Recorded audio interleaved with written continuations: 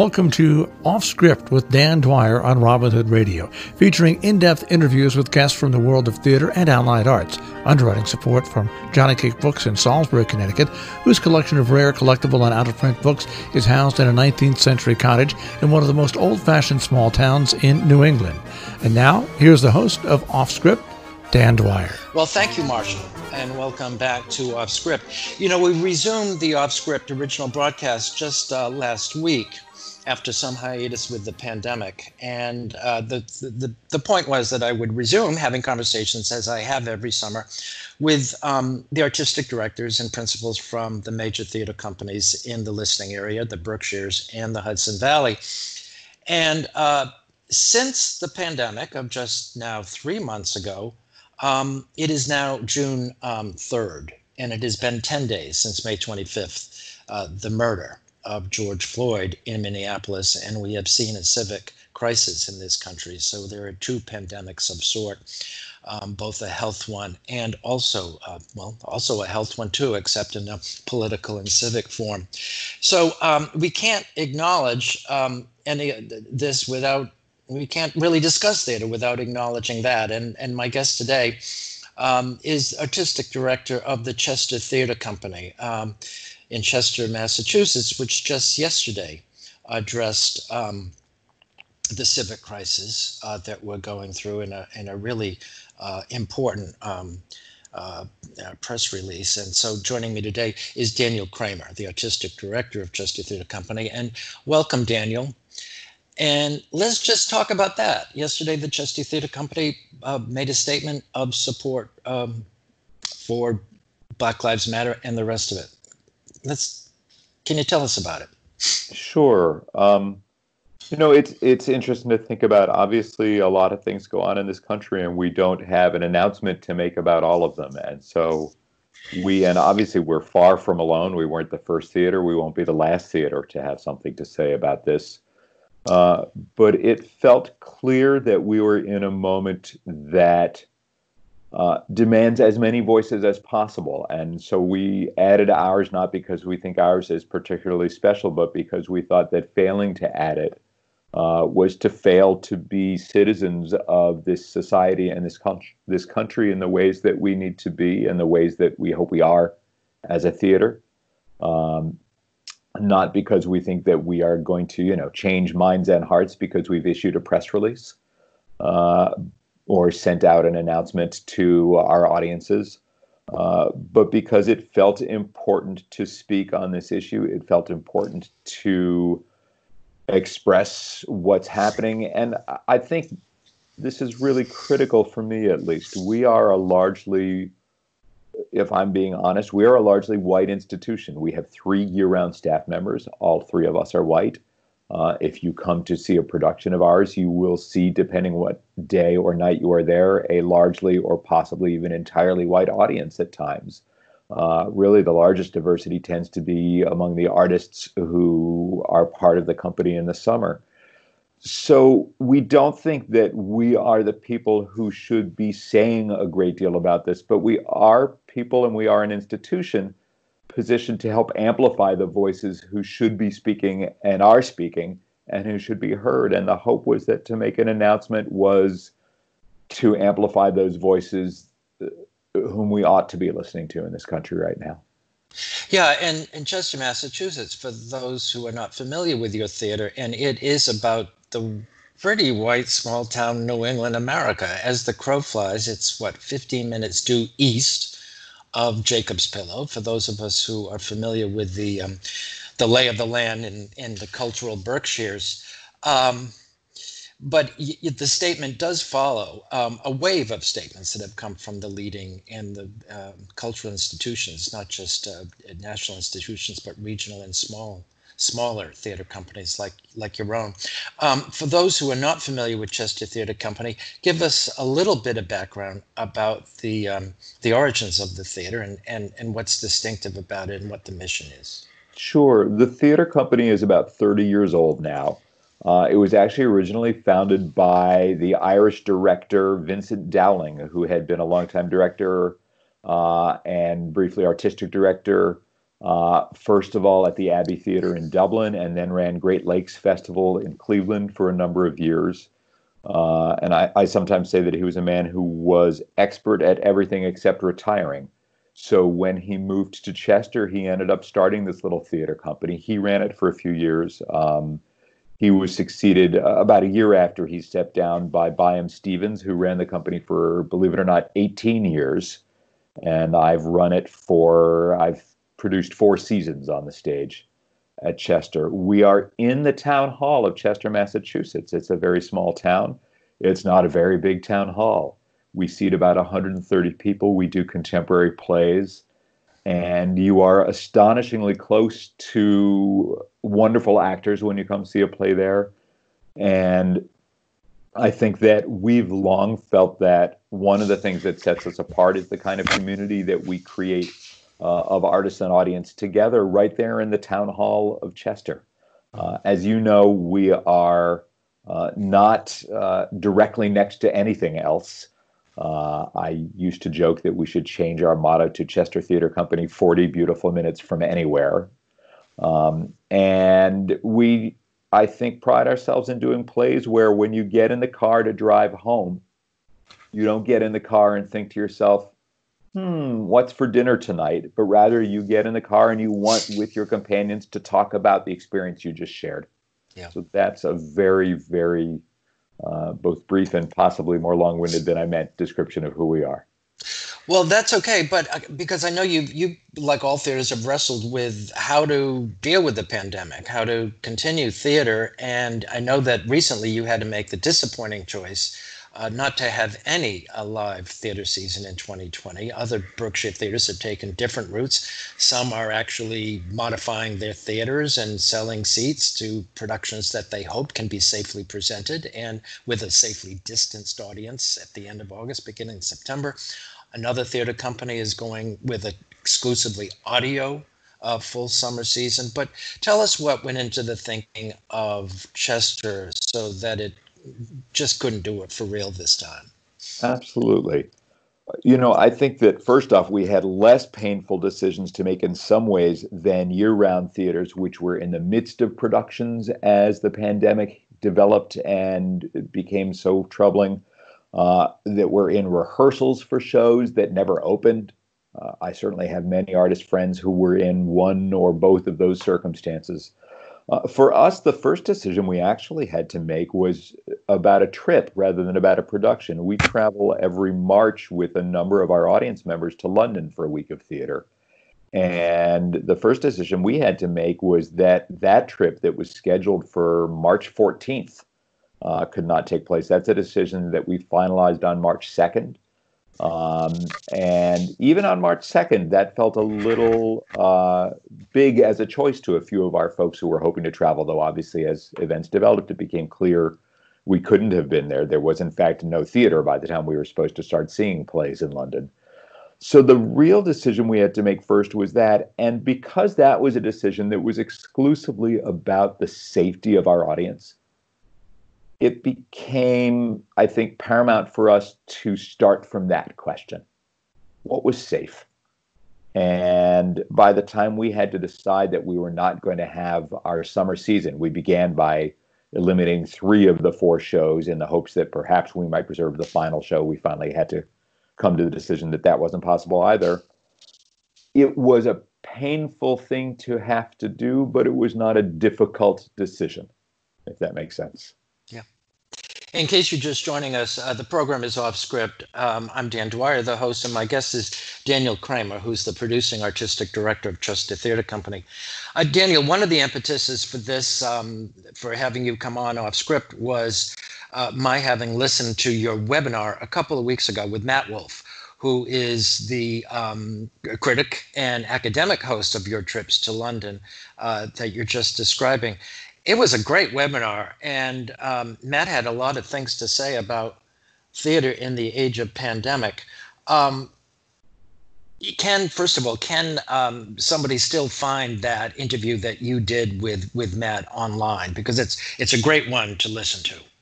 Yeah, absolutely. Thanks for checking in on that. And it was a treat to have you at it, by the way.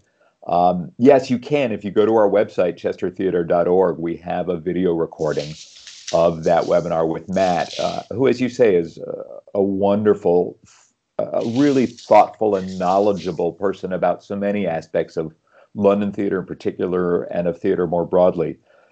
And we should note he's the critic for the international edition of the New York Times. Yes, and besides contributing to other publications. Yeah, and I'm sure a number of your listeners will have read many of his reviews or articles, some of which find their way into the New York Times here in our U.S. edition as well. But he's a remarkable person in terms of his knowledge of theater and London theater, and it was fascinating to hear his thoughts both on the season that had been going on and on current and possible future circumstances there. Yeah. A lot of the discussion was about, the discussion got into what kind of theater can be staged in the pandemic. And we should broaden this, and I hope we will before we end this conversation, about what kind of theater we will get after the George Floyd experience and Black Lives Matter and all that. But besides being a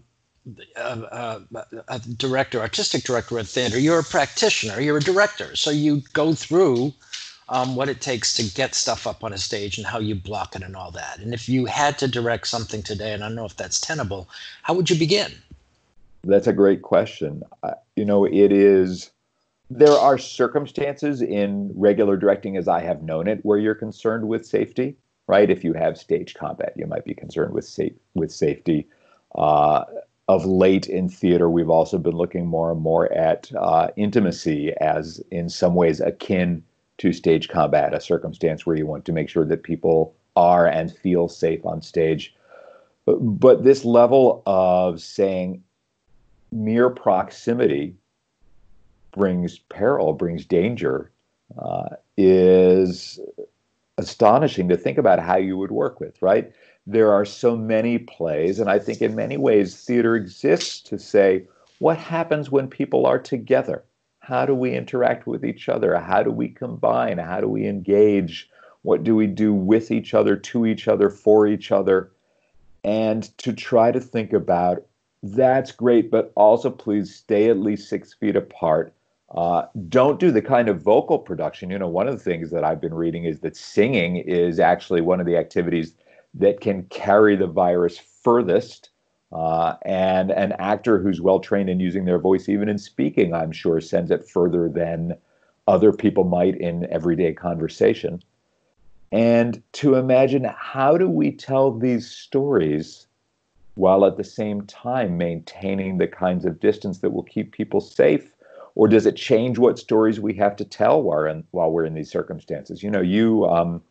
You were talking about that Matt Wolf conversation, and you raised a question during it about one of the plays we had intended to see in London was Endgame by Samuel Beckett. And you pointed out that Beckett in many ways may be the perfect playwright of social distancing, in that he explores for us so much the ways that people do not connect. He explores for us so much the ways in which our individual trajectories fail to combine. And I wonder whether, at least if I had to direct a play right now, would I be drawn to a play like that where you could do it in perhaps its fullness? Or is it about saying that, as we have to in real life, we need on stage to explore how we can stay connected, even while maintaining that physical distance and safety? Yeah. Looking back at Endgame, for example, I can't recall if any of the characters ever touch. The two parents are in trash cans, safely distanced from each other. And what's his name? Ham and Clove are the other two. I don't think they ever touch. But any of it. And I'm also, and think of Happy Days, where we're stuck in the sand. What's her wonderful stuck in the sand. Yeah. And then from the other sand dune, this other guy comes crawling over. Anyway, yeah, the content's going to change somehow. I for one don't think that it's all going to be back to light and happy and just give me something that's frothy, entertaining. I'm not sure how we as a nation can go through what we've done, both in terms of the pandemic and in terms of the George Floyd and Black Lives Matter, and not see how fragile it all is. I hope that's true. I feel like if we come back and we do exactly what we were doing beforehand, then we've failed to learn, we failed to grow in ways that are vital.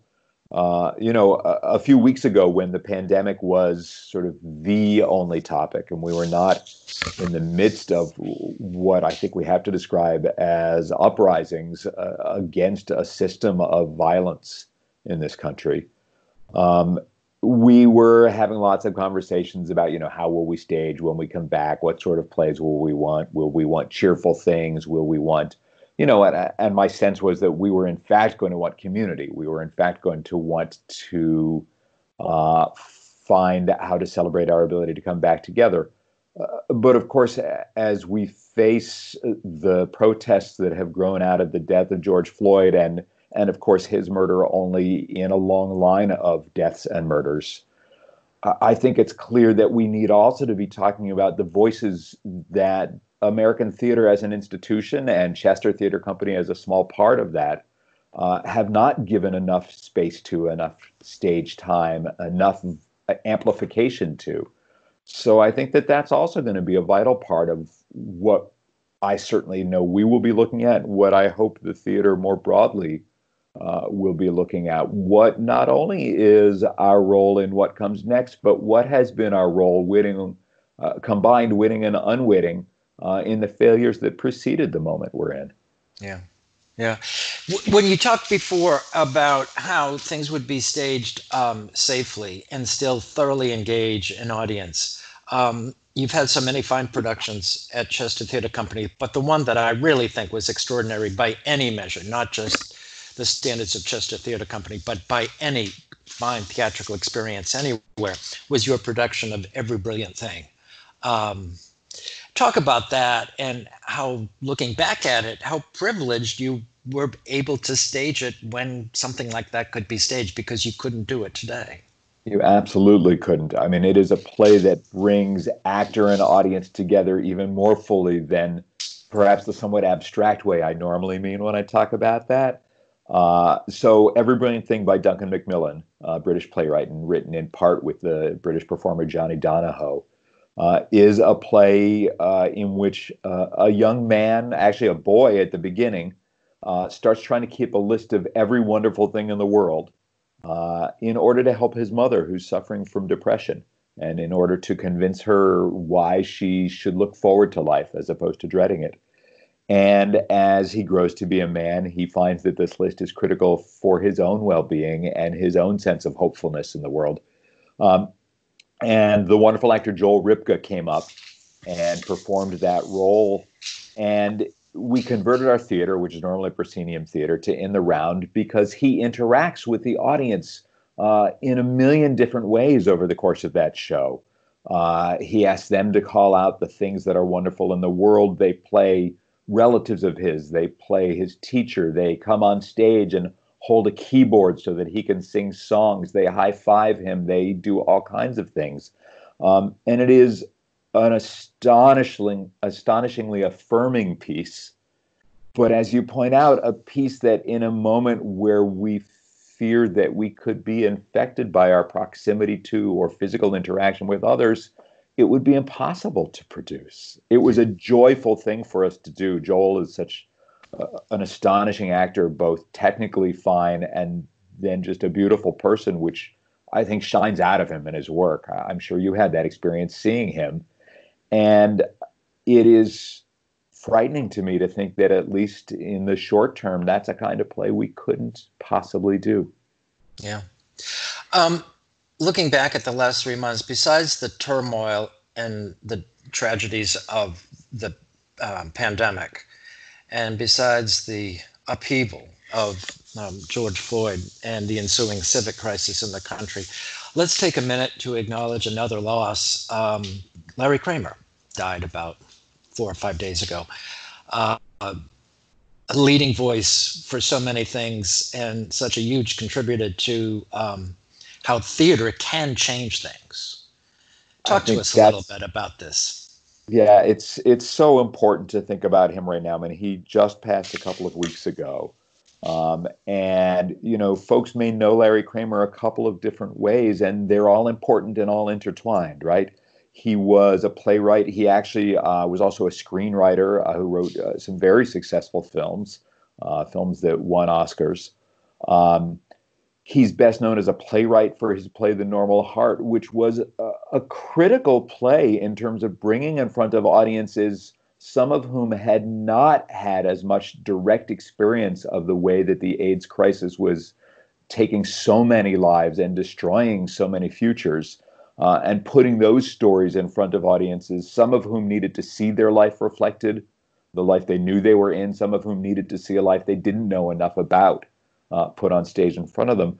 But of course, he was also an astonishingly powerful activist. He was both a co-founder of Gay Men's Health Crisis, and then when he felt that they were not being radical enough in their actions, he went on to form ACT UP. And that model of saying my art and my activism are all intertwined, and I will do whichever thing it is that will make change, is a powerful one. And I think we have to wonder what will grow out of the current circumstances. What stories will these circumstances lead to? I feel as an artistic director that part of my job is simply to make sure that I am hearing them and giving them space on our stage. Mm-hmm. One of the criticisms of The Normal Heart, which along with Angels in America, it'd be interesting to see which of those, for entirely different reasons, becomes emblematic of the AIDS canon that in theater.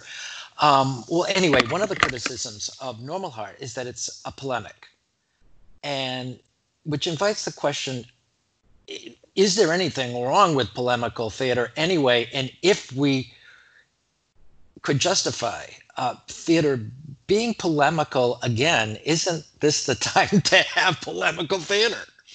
Yeah, I mean, I think, there are interesting questions here, right? What is theater for? What do we go there for?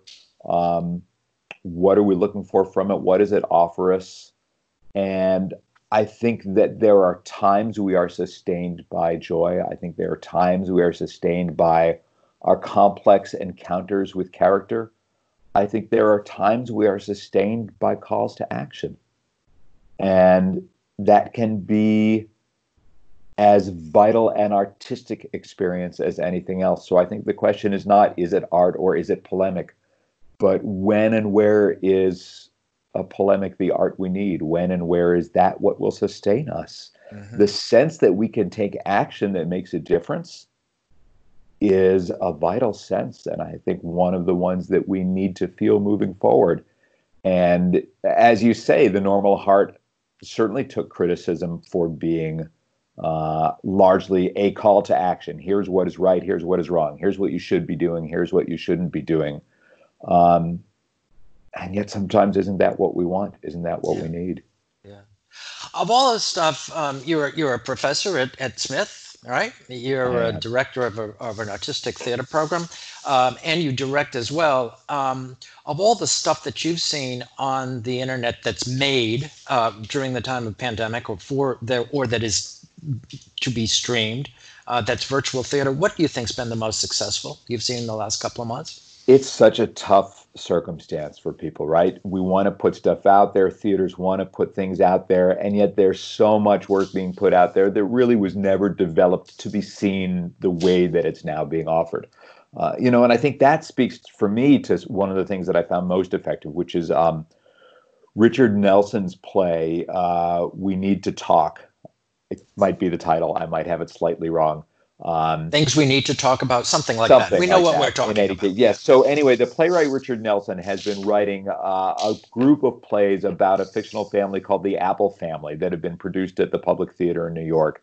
And he wrote the next part of their story, but he said now the Apple Family is, as all of us are, isolated during the pandemic, are in the midst of a stay-at-home order in their various places, and are engaging via Zoom. And it was so powerful, both because those characters were sharing circumstances we were living through, and because it was written for the way that it was created.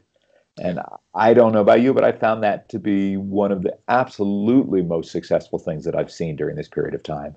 Yeah, it was really emotionally satisfying, and not only from the narrative and from point of view, but also from the way it was produced. The Brady Bunch Matrix became a paradigm for virtual theater. Let's talk about getting back to the crisis that's erupted from the murder of George Floyd. Looking back at our history in civil rights, the one person that we should talk about, and I want to go back to one of your previous productions. It was not a typical take on Martin Luther King production of The Mountaintop by Katori Hall, one of the theater's best female, best feminine women voices, and African-American voice as well. It gave us a point of view about Martin Luther King that was quite different. How does that fit into how we can think about what's going on these days? I'm so glad you mentioned that production. There are a couple of things I want to say here, I think. First, I'd like to call out the names of some of the wonderful artists who came to create that work for us. You've already mentioned Katori Hall, the marvelous playwright. We had an astonishing cast for that play: Jordan Mahome as Dr. King, Shelley Fort as Kamei, and Shelley was actually a student of mine some years back, and the wonderful director Colette Robert, who has continued to come make work with us over these years, who all contributed their voices and their talents to that production. It's so interesting to think about Dr. King and his work for me. He is called out by so many different parts of our society as a model, and yet he is so often brought out, I fear, to mollify. He is brought out in a sanitized way. His name and his memory are raised for us with all of the vital rough edges sanded down or ignored. And of course, that's not who he was. The play takes place in Memphis at the Lorraine Motel on the night before King's murder. And he is writing as the play begins. He's in fact saying the title of the sermon he plans to give the next day. And we know historically that this was the title of the sermon he was going to give the next day, but we don't know what its actual content was. He never finished writing it. But the sermon he's planning to give the next day is entitled, "Why America is Going to Hell." It is not about how we're all going to live in peace together. It is not about how we need to be thoughtful and loving to each other. It is about why America is going to hell. It is about the great sin that this country not only is founded in, but continues to enact of the system of white power. And I think that play is so powerful for the very reason that it reveals to us the full humanity of Dr. King and reveals to us the righteous anger that I think is called for in this moment, as in so many others in this country. Yeah. Daniel, thank you for joining Off Script today. How can people keep in touch with Chester Theatre Company these days? The thing I would ask you to do is come to our website and sign up to be part of our emails. We're doing a lot of different programs. You participated in that conversation that we had with Matt Wolf. We have some critics from other cities whom we'll be interviewing as well. We're also getting together, and when there are interesting productions that are available remotely, saying to people, here's when it's going to be, then come join us for a conversation, and we can still talk about theater and make community, which is what we do at Chester. So come to the website, sign up to be on our list, and you will learn about the chances we're creating for us to come together and for us to be in community. Great. Daniel, thanks for joining us. And everybody out there, thanks for listening. The program Off Script. I'm the host, Dan Dwyer. Until the next time we tune in and hear from each other, stay well.